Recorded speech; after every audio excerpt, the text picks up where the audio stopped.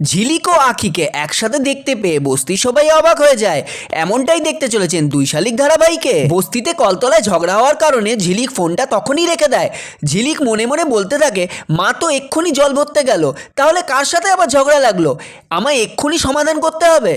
তখনই ঝিলিক তার রুম থেকে বেরিয়ে কলতলার দিকে যেতে থাকে। এদিকে আখি তখন ঝিলিকের মা পুষ্পাকে শান্ত করার চেষ্টা করে, কিন্তু মাখনের বউ ও মেয়ে পায়ের ওপর পা রেখে পুষ্পার সাথে ঝগড়া করতে থাকে। ঝিলিক কলতলার দিকে যেতে থাকলে দূর থেকে দেবা ঝিলিক ও আখিকে একসাথে দেখে ফেলে আর বলে ওঠে, সর্বনাশ করেছে, ঝিলিক ও আখি এক জায়গায়, আমায় যে করেই হোক সামলাতে হবে। আর সাথে সাথেই ঝিলিকের সামনে গিয়ে বলে ওঠে, ঝিলিক তুই এক্ষুনি ঘরে যা। ঝিলিক বলে, না যাব না।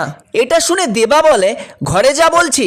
ঝিলিক রেগে গিয়ে বলে ওঠে, যাব না বললাম তো। এ কথা শোনা মাত্রই বস্তির সকলে ঝিলিকের দিকে তাকিয়ে থাকে। ঝিলিকের মা পুষ্পা ও আখি দুজনেই চমকে ওঠে।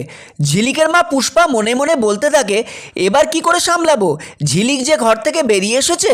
এখন বস্তির সকলেই তো ঝিলিক ও আখিকে একসাথে দেখে ফেললো। এদিকে ঝিলিকও তখন ভয় পেয়ে যায়। এরপর দেখা যায় বস্তির সকলে মিলে ঝিলিককে ঘিরে ফেলে আর তাকে নানান ধরনের প্রশ্ন করতে থাকে। তো বন্ধুরা, আপনাদের কি মনে হয় গ্রামের লোকেরা ঝিলিক ও আখিকে একসাথে দেখতে পেয়ে ঠিক কি করবে? আপনাদের মতামত কমেন্টে জানাতে পারেন। ভিডিওটি ভালো লেগে থাকলে একটি লাইক করে দেবেন আর এইরকমই আরও আপডেট পেতে আমাদের চ্যানেলটি আজই সাবস্ক্রাইব করে নিন।